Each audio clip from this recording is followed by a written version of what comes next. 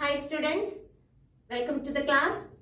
ഇന്നിവിടെ നമ്മൾ ഡിസ്കസ് ചെയ്യാൻ പോകുന്നത് magnetic field on the axis of A circular current loop. ഒരു സർക്കുലർ കറന്റ് ലൂപ്പ് നമ്മുടെ കയ്യിലുണ്ട്. ആ ലൂപ്പിന്റെ ആക്സിസിലെ മാഗ്നറ്റിക് ഫീൽഡ് എങ്ങനെയാണ് എന്നുള്ളതാണ്. ഓക്കെ, അപ്പൊ അത് പഠിക്കുന്നതിന് മുമ്പായിട്ട് നമുക്ക് രണ്ട് റൂൾ ഒന്ന് പഠിച്ചു നോക്കാം. ഓക്കെ, അതിനകത്ത് ഫസ്റ്റ് വരുന്നതാണ് right hand thumb rule. Okay, right hand thumb rule എന്ന് പറയുമ്പോൾ നമ്മൾ എന്ത് ചെയ്യാം, ഒരു കണ്ടക്ടർ കൺസിഡർ ചെയ്യാം. ആ കണ്ടക്ടറിലൂടെ എന്ത് പാസ് ചെയ്യുന്നുണ്ട്? കറണ്ട് പാസ് ചെയ്യുന്നുണ്ട്. അപ്പൊ ഇതൊരു കറണ്ട് ക്യാരിയിങ് കണ്ടക്ടർ ആണ് അല്ലെ.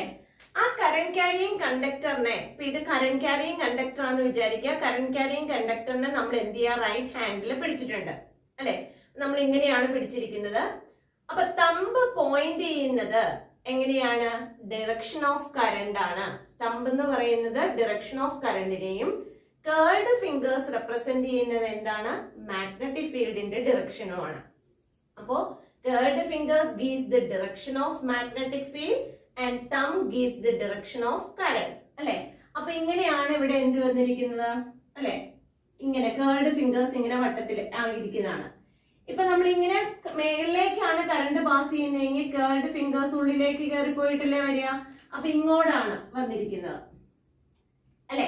അപ്പൊ ഇവിടെ ഒരു പോയിന്റ് എടുത്തു കഴിഞ്ഞാൽ മാഗ്നറ്റിക് ഫീൽഡ് എങ്ങനെയായിരിക്കും? Into the plane of the board ആണോ out of the plane of the board ആണോ വരിക? ഇവിടെ ഞാൻ കറണ്ട് ക്യാരിയിങ് കണ്ടക്ടർ ഇങ്ങനെ പ്ലേസ് ചെയ്തു. കറണ്ട് അല്ലെ, തമ്പാണ് കറണ്ടിനെ റെപ്രസെന്റ് ചെയ്യുന്ന. മാഗ്നറ്റിക് ഫീൽഡ് ഇത് ഈ വളഞ്ഞിരിക്കുന്ന ഫിംഗേഴ്സ് എങ്ങോട്ടാണ് പോകുന്നത്? ഉള്ളിലേക്കാണ് അല്ലെ എൻ്റർ ചെയ്യുന്നത്. അപ്പൊ അവിടുത്തെ മാഗ്നറ്റിക് ഫീൽഡ് എങ്ങനെയായിരിക്കും? ഇൻ ആണ്. Magnetic field is in. Okay, അങ്ങനെയാണെങ്കിൽ അല്ലെ ഈ കണ്ടക്ടറിന്റെ അപ്പുറത്തെ ഭാഗത്ത് എന്തുവരും? മാഗ്നറ്റിക് ഫീൽഡ് അല്ലെങ്കിൽ പി എന്ന് പറയുന്ന പോയിന്റില് മാഗ്നറ്റിക് ഫീൽഡ് എങ്ങനെയാണ്? പി എന്ന് പറയുന്ന മാഗ്നറ്റിക് പോയിന്റില് മാഗ്നറ്റിക് ഫീൽഡ് ഉള്ളിലേക്കാണ്. ഓക്കെ ആണല്ലോ. ഇനി ഈ ഫിംഗേഴ്സ് ഇങ്ങനെ കർവ് ചെയ്ത് ഇപ്പുറം വരിക അല്ലെ. അപ്പൊ ഇവിടെ ഒരു പോയിന്റ് എടുത്തു കഴിഞ്ഞാൽ പി ഡാഷ് എന്ന് പറയുന്ന പോയിന്റ് എടുത്തു കഴിഞ്ഞാൽ അവിടുത്തെ മാഗ്നറ്റിക് ഫീൽഡ് എങ്ങനെയായിരിക്കും? ഇങ്ങനെ കർവ് ചെയ്ത് ഇങ്ങോട്ട് വരികയാണ്. അപ്പൊ അവിടുത്തെ മാഗ്നറ്റിക് ഫീൽഡ് എങ്ങനെയായിരിക്കും? ഔട്ട് ആണ്. Okay, magnetic field is out. Okay, അപ്പോ മാഗ്നറ്റിക് ഫീൽഡ് ഇവിടുത്തെ ഇന്നാണ്, ഇവിടെയുള്ള മാഗ്നറ്റിക് ഫീൽഡ് എങ്ങനെയാണ്? ഔട്ട് ആണ്. നമ്മളിത് കൈ വെച്ചൊന്ന് ഇന്നാണോ ഔട്ടാണോ എന്ന് നോക്കാനായിട്ട് ശ്രദ്ധിക്കുക. പല രീതിയിൽ നമുക്ക് വരയ്ക്കാലോ അല്ലെ. അപ്പൊ ഏത് രീതിയിൽ എന്തുവരെ വരച്ചിട്ടും എന്തുവരെയാ ഇന്നാണോ ഔട്ടാണോ എന്നുള്ള കേസ് നമ്മൾ നന്നായി മനസ്സിലാക്കിയിരിക്കുക. ഇനി അങ്ങോട്ട് ഇതിന്റെ എല്ലാം ആവശ്യമുണ്ട്. ഓക്കെ, ഇനിയിപ്പോ കറണ്ട് ഫ്ലോ ചെയ്യുന്നത് ഡൗൺവേർഡ് ഡിറക്ഷൻ ആണെങ്കിൽ, കറണ്ട് ഫ്ലോ ചെയ്യുന്ന ഡൗൺവേർഡ് ഡിറക്ഷൻ ആണെങ്കിൽ പി എന്ന് പറയുന്ന പോയിന്റിലെ മാഗ്നറ്റിക് ഫീൽഡ് എങ്ങനെയാണ്? പി ഡാഷ് എന്ന് പറയുന്ന പോയിന്റിലെ മാഗ്നറ്റിക് ഫീൽഡ് എങ്ങനെയാണ്? ഓക്കെ, ഇപ്പൊ ഈ രീതിയിൽ അത് ചെയ്തു കഴിഞ്ഞാൽ പിന്നെ ഇത് ഈ രീതിയിൽ ഒന്നിട്ട് നോക്കി നമുക്ക് എന്ത് ചെയ്യാം? മനസ്സിലാക്കാം. നോക്കിയേ, കറണ്ട് താഴേക്കാണ് അല്ലെ. കറണ്ട് ഫ്ലോ ചെയ്യുന്ന ഈ കണ്ടക്ടറിലെ കറണ്ട് ഫ്ലോ ചെയ്യുന്നത് താഴേക്കാണ്. അപ്പൊ പി എന്ന് പറയുന്ന പോയിന്റ് ഈ കണ്ടക്ടറിന്റെ ഈ സൈഡിലായിട്ടാണ് വന്നിരിക്കുന്നത്. അപ്പൊ മാഗ്നറ്റിക് ഫീൽഡ് അവിടെ എങ്ങനെയാണ്? കറണ്ട് താഴേക്ക് എന്റെ അല്ലെ, കറണ്ട് താഴേക്കാണ്. അപ്പൊ അവിടുത്തെ മാഗ്നറ്റിക് ഫീൽഡ് എങ്ങനെയാ വരിക? അത് എങ്ങനെയല്ലേ വന്നിരിക്കുന്നത്. അപ്പൊ പി എന്ന് പറയുന്ന പോയിന്റിൽ എന്ത് വരും? ഔട്ട് അല്ലെ. ഫിംഗർ എങ്ങോട്ടാണോ അല്ലെ, കേർവ്ഡ് ഫിംഗേഴ്സ് എങ്ങോട്ടാണോ ഡയറക്ട് ചെയ്യുന്നത് അതാണ് മാഗ്നറ്റിക് ഫീൽഡിന്റെ ഡയറക്ഷൻ. അപ്പൊ ഇവിടെ എങ്ങനെയാണ്? പുറത്തേക്കാണ് അല്ലെ, ബോർഡിൽ നിന്ന് പുറത്തേക്കാണ്. അപ്പൊ അവിടെ ഔട്ട്. ഓക്കെ, ഇനി ഇതിങ്ങനെ കേർവ് ചെയ്ത് ഇപ്പുറം വരുമ്പോഴത്തേക്ക് ഉള്ളിലേക്ക് കയറുകയല്ലേ. അപ്പൊ ഇവിടെ എന്തായിരിക്കും? ഇൻ. ഓക്കെ, അപ്പൊ ഇങ്ങനെ മാഗ്നറ്റിക് ഫീൽഡിന്റെ ഡയറക്ഷൻ നമുക്ക് പറയാവുന്നതാണ് അല്ലെ. ഒരു കണ്ടക്ടറിന് ചുറ്റുമുണ്ടാവുന്ന മാഗ്നറ്റിക് ഫീൽഡിന്റെ ഡയറക്ഷൻ എങ്ങനെയാണെന്ന് മനസ്സിലാക്കിയിരിക്കണം. അങ്ങോട്ട് പോകുന്തോറും നമുക്ക് ഈ കാര്യങ്ങളെല്ലാം ആവശ്യമുണ്ട്. ഓക്കെ, ഇതിപ്പോ നമ്മൾ സ്ട്രേറ്റ് കണ്ടക്ടറിന്റെ കേസ് പറഞ്ഞു. സ്ട്രേറ്റ് കണ്ടക്ടറിന്റെ കേസ് ഓക്കെ ആണല്ലോ. ഇനി നമുക്ക് സർക്കുലർ ആയിട്ടുള്ള ഒരു കറന്റ് ക്യാരിയിങ് പാത്ത് ആണെങ്കിൽ അവിടെ ഉണ്ടാവുന്ന മാഗ്നറ്റിക് ഫീൽഡിന്റെ ഡയറക്ഷൻ എങ്ങനെയാണ് എന്നൂടെ നോക്കാം. അപ്പൊ ഇവിടെ നമുക്ക് എന്തുണ്ട്? ഒരു സർക്കുലർ പാത്ത് ഉണ്ട്. ഈ സർക്കുലർ പാത്തിലൂടെ കറണ്ട് ഫ്ലോ ചെയ്യാണ്. കറണ്ട് ഐ എന്ന് പറയുന്ന കറണ്ട് ആണ് ഫ്ലോ ചെയ്തിരിക്കുന്നത്. when I current flows through this അല്ലെ, ഇങ്ങനെ ഫ്ലോ ചെയ്യാണ്. ഇവിടെ ഉണ്ടാവുന്ന മാഗ്നറ്റിക് ഫീൽഡിന്റെ ഡയറക്ഷൻ എങ്ങനെയാണെന്നാണ് നമുക്ക് നോക്കേണ്ടത്. ഓക്കെ, അപ്പൊ അതിന് വേണ്ടിയിട്ട് നമുക്ക് എന്ത് ചെയ്യാം, right hand thumb rule use ചെയ്തും ചെയ്യാം. എളുപ്പത്തിൽ കിട്ടാൻ വേണ്ടിയിട്ട് right hand palm rule, PALM, okay, palm rule എന്ന് പറഞ്ഞിട്ട് എടുക്കാം. ഓക്കെ, തമ്പ് റൂള് വെച്ചും ചെയ്യാവുന്നതാണ്. നമുക്ക് പാം റൂൾ അപ്ലൈ ചെയ്താലും വളരെ പെട്ടെന്ന് കിട്ടുന്നതാണ്. പാം റൂള് വ്യത്യാസമൊന്നുമില്ല. നമ്മൾ നേരത്തെ തമ്പ് റൂളിൽ പറഞ്ഞതിന്റെ നേരെ ഓപ്പോസിറ്റ് ആണ്. നേരെ ഓപ്പോസിറ്റ് എന്ന് പറഞ്ഞു കഴിഞ്ഞാൽ thumb gives the direction of magnetic field and curved fingers gives the direction of current. Okay, ഇപ്പൊ ഇത് സർക്കുലർ പാത്തിൽ ഇരിക്കുന്നോണ്ട് കറണ്ട് സർക്കുലർ പാത്തിൽ കൂടിയാണ് മൂവ് ചെയ്യുന്നത്. അപ്പൊ സർക്കുലർ ആയിട്ട് ആ ഷേപ്പിൽ വരുന്ന ഭാഗം കറണ്ടിനെയും അടുത്ത ഭാഗം എന്തിനെ റെപ്രസെന്റ് ചെയ്യുന്നു, അല്ലെ, തമ്പ് എന്തിനെ റെപ്രസെന്റ് ചെയ്യുന്നു, മാഗ്നറ്റിക് ഫീൽഡിനെ റെപ്രസെന്റ് ചെയ്യുന്നു.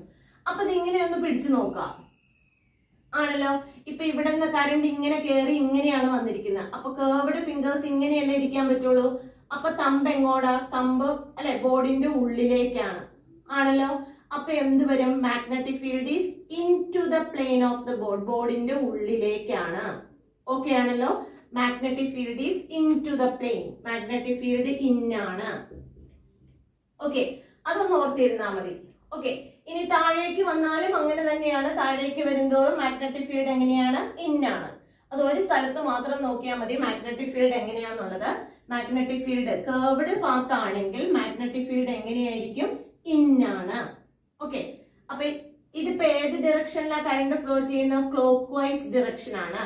ക്ലോക്ക് വൈസ് ഡയറക്ഷൻ ആണെങ്കിൽ, അല്ലെ, ക്ലോക്ക് വൈസ് ഡയറക്ഷൻ ആണെങ്കിൽ ഇങ്ങനെയും മനസ്സിലാക്കാം. കറണ്ട് ഫ്ലോ ചെയ്യുന്നത് എങ്ങനെയാണ്, ക്ലോക്ക് വൈസ് മാനറിലാണ്. ക്ലോക്ക് വൈസ് മാനറിലാണെങ്കിൽ ഇവിടെ എന്തായിരിക്കും, സൗത്ത് അല്ലേ വരിക. കണ്ടോ, ഈ ആരോമാർക്ക് ഒരേ രീതിയിൽ വന്നു. ഇവിടെ ഇതും ഇതിങ്ങനെ വരും. അപ്പൊ സൗത്ത് പൊളാരിറ്റി ആണ്.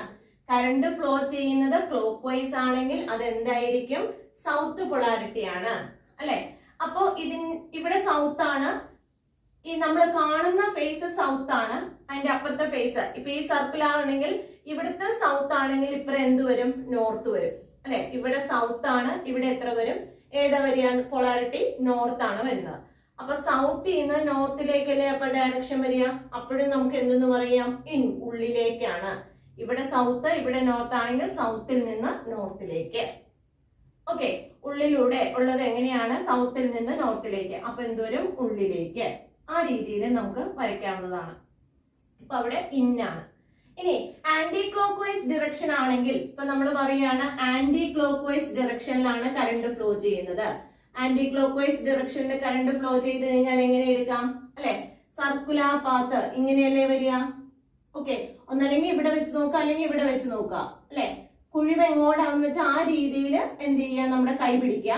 അപ്പൊ നോക്കിയാൽ കറണ്ട് ഫ്ലോ ചെയ്യുന്നത് ഇങ്ങനെയാണ്, അല്ലെ. അപ്പൊ എന്തുവരും, തമ്പ് എങ്ങോട്ടാണ്, ഡയറക്റ്റഡ് ഔട്ട്വേർഡ്സ്. അപ്പൊ ഇത് മാഗ്നറ്റിക് ഫീൽഡ് എങ്ങനെയായിരിക്കും, ഔട്ട് ആണ്. Okay, anticlockwise direction ആണെങ്കിൽ മാഗ്നറ്റിക് ഫീൽഡ് എങ്ങനെയാണ്, ഔട്ട് ആണ്. ഓക്കെ, അപ്പൊ ഇവിടെ നമുക്ക് ഇനി എന്ത് വരയ്ക്കാം, ഓക്കെ, ആന്റി ക്ലോക്ക് വൈസ് ആണെങ്കിൽ ആന്റി ക്ലോക്ക് വൈസ് ഡിറക്ഷനിൽ വരയ്ക്കുകയാണെങ്കിൽ കറണ്ട് ഫ്ലോ ചെയ്യുന്നത് ആന്റി ക്ലോക്ക് വൈസ് ഡിറക്ഷൻ ആണെങ്കിൽ അവിടെ ഏത് പൊളാരിറ്റിയാണ് റെപ്രസെന്റ് ചെയ്യുക, ദേ കണ്ടോ, നോർത്ത് ആണ് വരിക. ഈ എൻഡ് പോർഷൻ ഒന്ന് വളച്ചു കൊടുത്താൽ മതി. അപ്പൊ എന്തുവരും, നോർത്ത് പൊളാരിറ്റി ആണ്. അപ്പൊ ഇവിടെ എന്താണ്, നോർത്ത് ആണ്. അപ്പൊ അതിന്റെ അപ്പുറത്തെ പോർഷൻ എന്തുവരും, നമുക്ക് ഫേസ് ചെയ്യുന്ന പോയിന്റ് എങ്ങനെയാണ്, നോർത്ത് ആണ്. അപ്പൊ ഇവിടെ നോർത്ത് ആണ്. അപ്പൊ ഈ പോർഷൻ എന്തായിരിക്കും, സൗത്ത്. അപ്പൊ എവിടെ നിന്ന് എങ്ങോട്ടായിരിക്കും, സൗത്തിൽ നിന്ന് നോർത്തിലേക്ക്.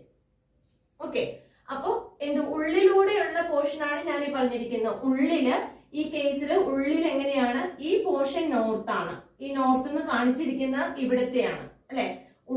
അപ്പൊ ഉള്ളിലത്തെ മാഗ്നറ്റിക് ഫീൽഡ് എങ്ങനെയാണ്, ഇത് നോർത്ത് ആണ്, ഇവിടെ സൗത്ത് ആയിട്ട് വരും.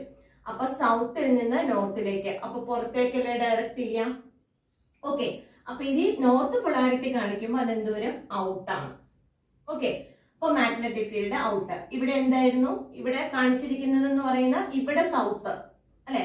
നമ്മൾ ഫേസ് ചെയ്യുന്ന പോയിന്റ് നമ്മളിങ്ങനെ നോക്കുമ്പോൾ കാണാവുന്നത് എന്താണ്, സൗത്ത് ആണ്. അപ്പൊ ഇവിടെ നോക്കുമ്പോൾ ഇതല്ലേ കാണാവുന്നത്. അപ്പൊ ഈ ഭാഗം സൗത്ത്, അപ്പുറത്തെ ഭാഗം എന്താണ്, നോർത്ത്. അപ്പൊ ഉള്ളിലൂടെയുള്ള മാഗ്നറ്റിക് ഫീൽഡ് സൗത്തിൽ നിന്ന് നോർത്തിലേക്ക്. ഓക്കെ, അപ്പൊ മാറിപ്പോവരുത്. സർക്കുലർ കറന്റ് ക്യാരിയിങ് കണ്ടക്ടർ ആണെങ്കിൽ മാഗ്നറ്റിക് ഫീൽഡ് എങ്ങനെ എന്നുള്ള കേസ് വളരെ ഇമ്പോർട്ടന്റ് ആണ്. ഒന്നല്ലെങ്കിൽ ഇത് വെച്ച് മനസ്സിലാക്കുക, അല്ലെങ്കിൽ സൗത്തും നോർത്തും വെച്ച് മനസ്സിലാക്കുക. ഓക്കെ, പാം റൂളും തമ്പ് റൂളും തമ്മിൽ മാറിപ്പോകരുത്. തമ്പ് റൂളില് thumb gives the direction of current. Okay, ഇനി പാം റൂളില് പാം അല്ലെ ആണല്ലോ ഈ portion. Curved fingers gives the direction of current. അവ തമ്മിൽ അങ്ങോട്ടും ഇങ്ങോട്ടും മാറിപ്പോകരുത്. Magnetic field on the axis of the circular loop കണ്ടുപിടിക്കാൻ വേണ്ടിയിട്ട് നമ്മൾ എന്ത് ചെയ്യാണ്? ഒരു കറന്റ് ക്യാരിയിങ് കണ്ടക്ടറിനെ കൺസിഡർ ചെയ്യാണ്. അപ്പൊ നമ്മൾ ഒരു കറന്റ് ക്യാരിയിങ് കണ്ടക്ടറിനെ കൺസിഡർ ചെയ്തു. ആ കണ്ടക്ടറിലൂടെ കറന്റ് പാസ് ചെയ്യുന്നുണ്ട്.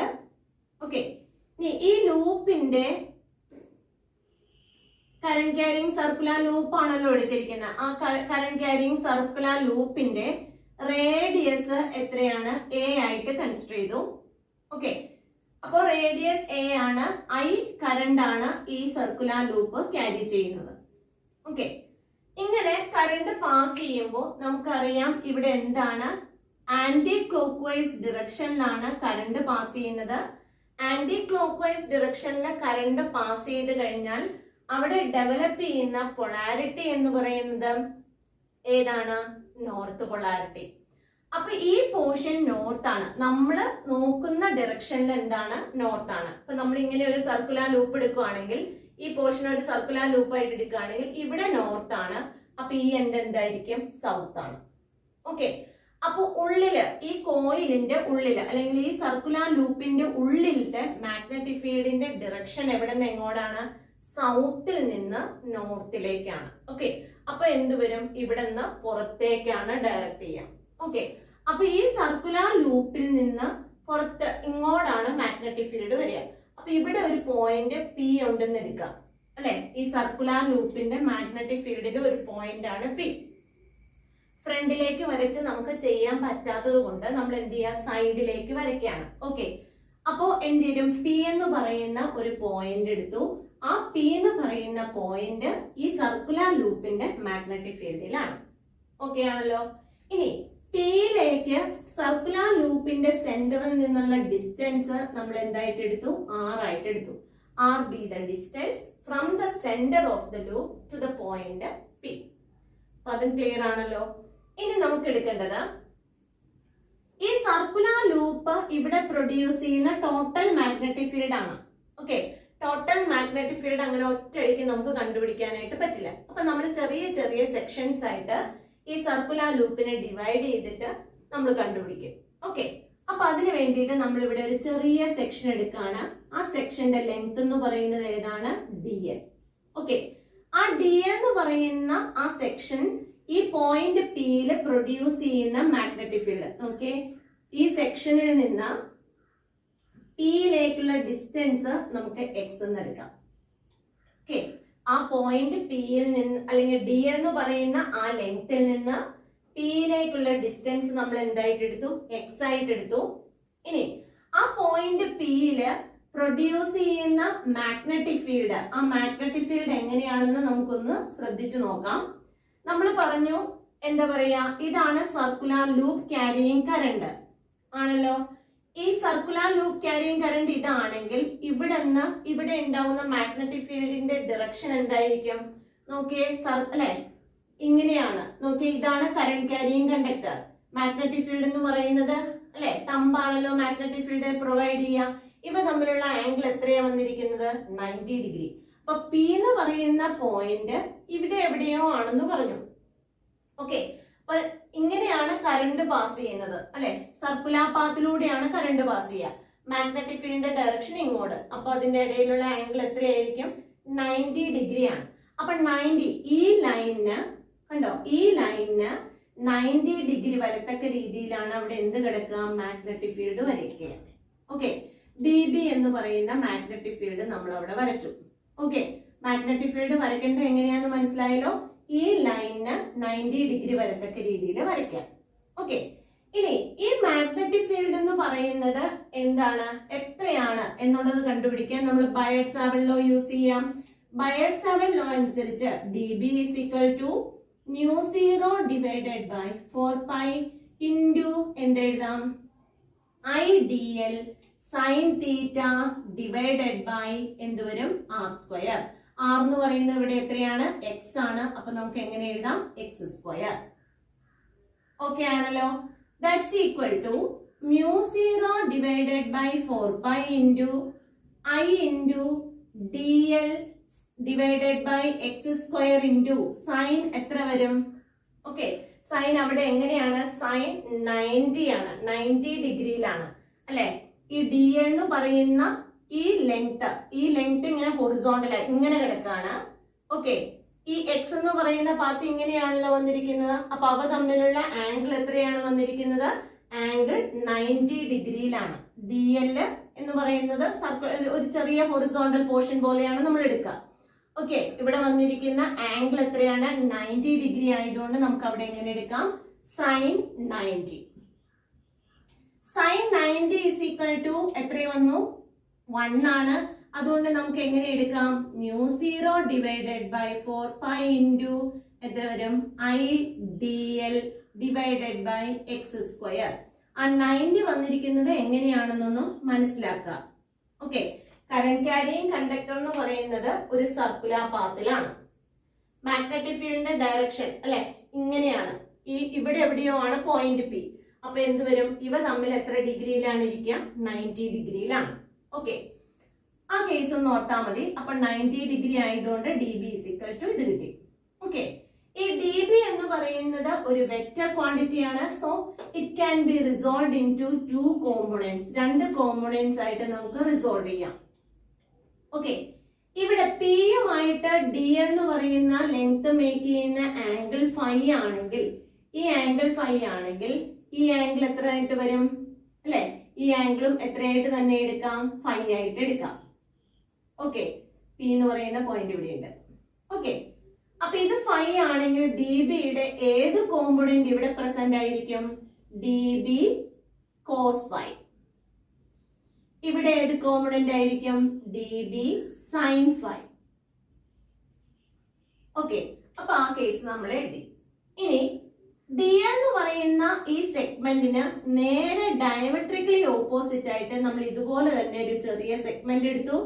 ആ ചെറിയ സെഗ്മെന്റിന്റെ ലെങ്തും എത്ര തന്നെയാണ്? D L. ഓക്കെ, ഡി എല്ലിൽ നിന്ന് നമ്മൾ എന്ത് ചെയ്യാണ്? പി എന്ന് പറയുന്ന പോയിന്റിലേക്ക് നമ്മൾ ഇങ്ങനെ ഡിസ്റ്റൻസ് വരച്ചു. ആ ഡിസ്റ്റൻസ് എത്രയാണ്? എക്സ് ആണ്. ഈ റേഡിയസ് ആർ ആണ് അല്ലെ. ഇവിടെ നിന്ന് ഇങ്ങോട്ടുള്ള ഡിസ്റ്റൻസ് ആർ ആണ്. ലൂപ്പിന്റെ റേഡിയസ് എ ആണെങ്കിൽ ആ ഡിസ്റ്റൻസ് എത്ര തന്നെയായിരിക്കും? എക്സ് തന്നെ ആയിരിക്കും. ഓക്കെ, ഇനി നമ്മള്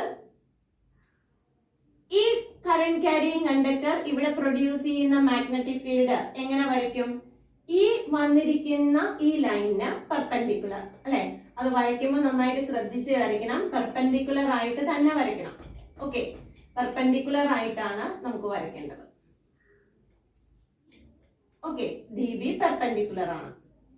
ഓക്കെ, ആ ഡി ബിയും എങ്ങനെ തന്നെയാണ് വരിക? ഡി ബി 90 ഡിഗ്രി ആയതുകൊണ്ട് d B is equal to mu0 by 4 into I d l divided by x square. Okay, 90 ഡിഗ്രിയിലാണ് വരയ്ക്കേണ്ടത്. അത് വളരെ ശ്രദ്ധിച്ച് തന്നെ നമ്മൾ വരയ്ക്കുമ്പോൾ മനസ്സിലാക്കിയിരിക്കാം. ആ ഡി ബി എന്ന് പറയുന്നതും വെക്റ്റർ ക്വാണ്ടിറ്റി ആയതുകൊണ്ട് അതിനെയും നമ്മൾ എന്ത് ചെയ്തു? 2 പെർപെൻഡിക്കുലർ കോമ്പോണൻസ് ആയിട്ട് എന്ത് ചെയ്തു? ഡിവൈഡ് ചെയ്തു. ഈ ആംഗിൾ ഫൈ ആയിട്ട് എടുത്താൽ ഈ ആംഗിളും എന്ത് തന്നെയാണ്? ഫൈ ആണ്. അപ്പൊ ഇവിടെ ഏത് വരും? ഡി ബി കോസ് ഫൈ വന്നു. ഇവിടെ എന്ത് വരും? D B sine phi. Okay, ഇനി നോക്കിയപ്പോ നമ്മുടെ ഡയഗ്രാം കഴിഞ്ഞു. ഇനി ഡി ബി കോസ് ഫൈ മേളിലേക്കാണ് ഇവിടെ കിടക്കുന്നത്. ഇവിടുത്തെ ഏത് വരും? ഡി ബി കോസ് ഫൈ താഴേക്കാണ്. ആംഗിൾ രണ്ടിടത്തെയും സെയിം ആണ്. ഡി ബിയും രണ്ടിടത്തെയും എങ്ങനെയാണ്? സെയിം ആണ്. ഡി ബിയുടെ വാല്യൂ രണ്ടിടത്തും എങ്ങനെയാണ്? സെയിം തന്നെയാണ്. ഓക്കെ ആണല്ലോ. അങ്ങനെയാണെങ്കിൽ നമുക്ക് എന്ത് ചെയ്യാൻ പറ്റും? ഈ D B cos phi D B cos phi എന്ത് ചെയ്യാം? ക്യാൻസൽ ചെയ്യാം. ഇനി വരുന്നത് ഏതേ ഉള്ളൂ? ഡി ബി സൈൻ ഫൈയും ഡി ബി സൈൻ ഫൈയും ഒരേ ഡയറക്ഷനിൽ കിടക്കുകയാണ്.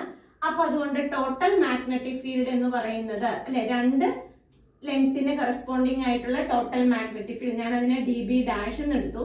D B sine phi plus D B sine phi, D B sine phi plus D B sine phi. അത് എത്ര വരും? D B sine phi plus D B sine phi is equal to നമുക്ക് എഴുതാം 2 dB sine phi ആണല്ലോ. 2 dB sin phi ആണ് total magnetic field. Okay, ഇനി dB ക്ക് value കൊടുക്കുക, sin phi യുടെ വാല്യൂ കണ്ടുപിടിച്ച് എഴുതുക, എന്നിട്ട് സോൾവ് ചെയ്തെടുക്കുക. അത്രേ ഉള്ളൂ. അപ്പൊ നമുക്ക് കിട്ടി dB ഡാഷ് എത്രയായിരുന്നു? dB dash is equal to 2 dB sin phi അല്ലെ? 2 dB sin phi ആണ് കിട്ടിയിരിക്കുന്നത്. അതെങ്ങനെ വന്നു എന്നുള്ളത് മനസ്സിലായല്ലോ? ഓക്കെ, അപ്പൊ 2 ഇൻറ്റു നമുക്ക് dB എത്രയായിട്ട് എഴുതാം? dB is equal to mu 0 by 4 pi into I dl divided by x square sin phi അല്ലെ? sin phi ഇവിടെ ഉള്ളതാണ്, അപ്പൊ sin phi എന്ന് എഴുതി.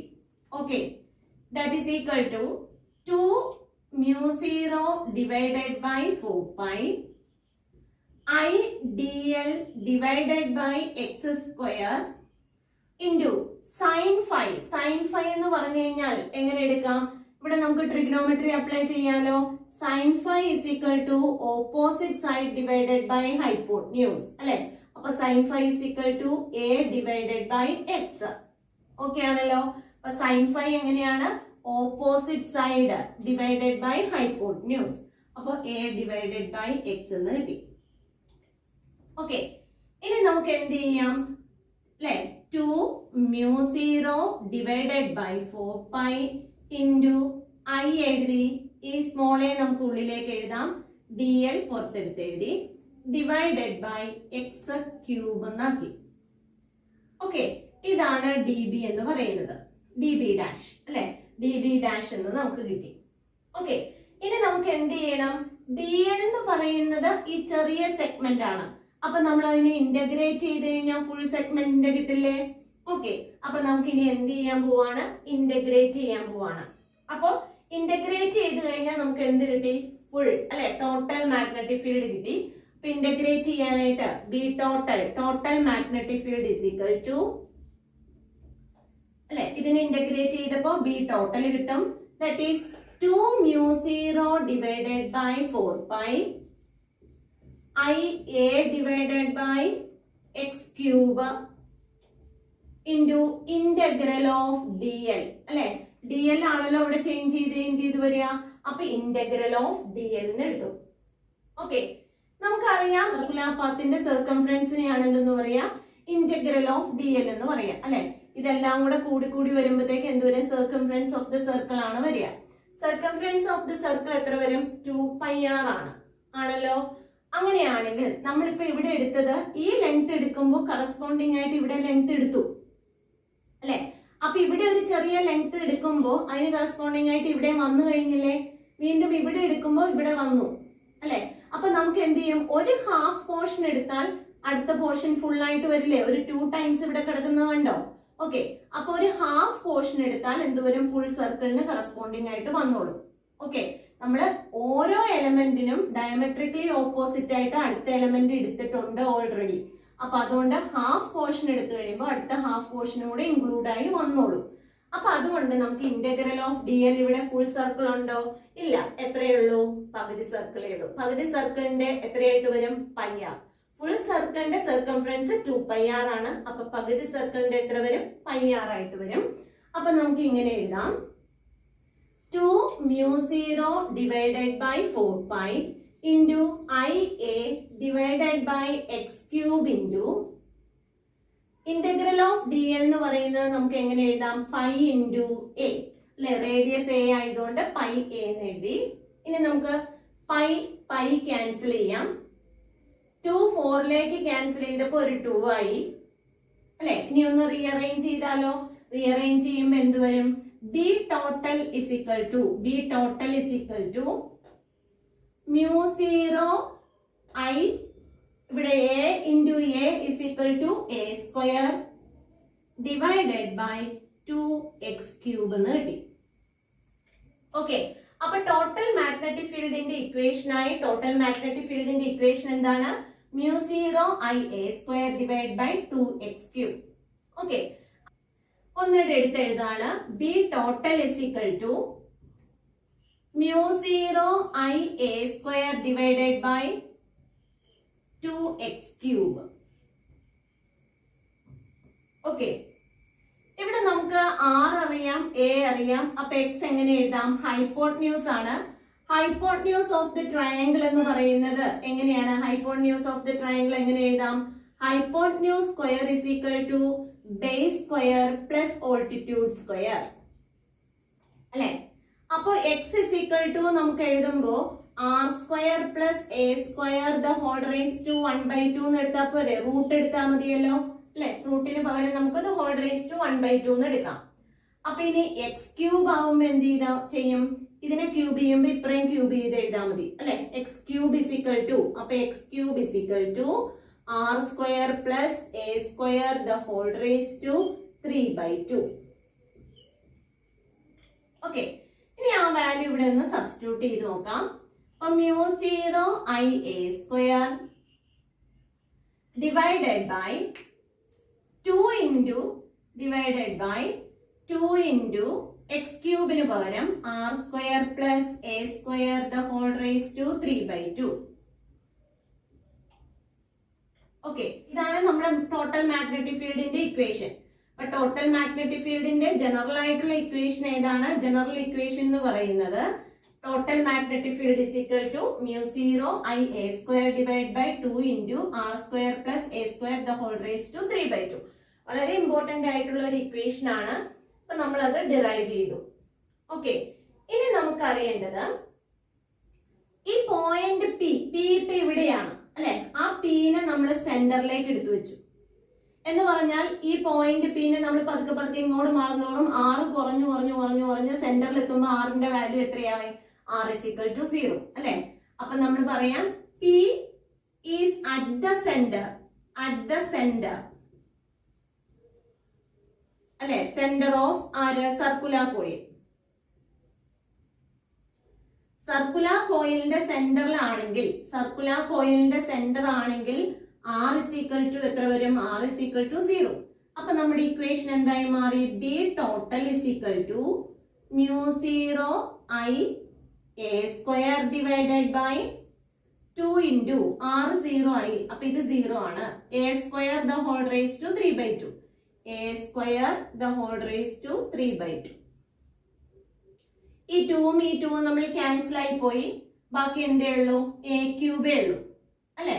അപ്പൊ അതിനെ നമുക്ക് എങ്ങനെ എഴുതാം? Total magnetic field is equal to, അല്ലെങ്കിൽ magnetic field at the centre is equal to അല്ലെ? സെന്ററിന് എഴുതാം. Magnetic field at the centre is equal to μ0 I A square divided by 2A cube. A square A ക്യൂബിലേക്ക് cancel ചെയ്തു. ബാക്കി ഒരു A ഉള്ളൂ. അപ്പൊ നമ്മുടെ ഇക്വേഷൻ എന്തായിട്ട് വരും? Equation becomes equal to μ0 I divided by 2A. Okay, അപ്പൊ at the centre of the circular loop magnetic ഫീൽഡിന്റെ ഇക്വേഷൻ എന്തായി മാറി? μ0 I ഡിവൈഡഡ് ബൈ 2A എന്നുള്ളതായി. ഓക്കെ, അപ്പൊ ഇതാണ് നമ്മുടെ magnetic field due to a circular കോയിലിന്റെ ഡെറിവേഷൻസ് ചെയ്യുമ്പോൾ എന്ത് ചെയ്യണം? ഒന്ന് ശ്രദ്ധിച്ച് ചെയ്താൽ മതി. ആദ്യത്തെ പോർഷൻ അല്ലെ, 90 വരുന്ന കേസ്, ഈ പോർഷൻ ആണെങ്കിലും ഈ പോർഷൻ കൊണ്ട് ഇവിടെ ഉണ്ടാവുന്ന മാഗ്നറ്റിക് ഫീൽഡ് ഇത് വരയ്ക്കേണ്ടത്, DB വരയ്ക്കേണ്ടത് ഈ വരച്ചിരിക്കുന്ന X എന്ന് പറയുന്ന ആ ലെങ്തിന് എപ്പോഴും എങ്ങനെയായിരിക്കും? പെർപെൻഡിക്കുലർ ആണ്.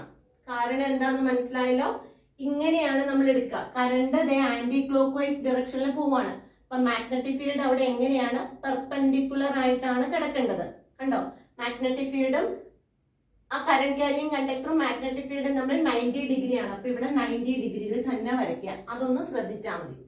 ഓക്കെ, അപ്പൊ ഇവിടെ 90 ഇട്ട് നമ്മൾ എഴുതും. അപ്പൊ സൈൻ 90 വന്നു. സൈൻ 90 വന്നു കഴിഞ്ഞപ്പോ നമുക്ക് DB വാല്യൂ കിട്ടി. ഇനി റിസോൾവ് ചെയ്യാം. റിസോൾവ് ചെയ്ത് കഴിയുമ്പോൾ ഈ പോർഷൻ കഴിഞ്ഞു.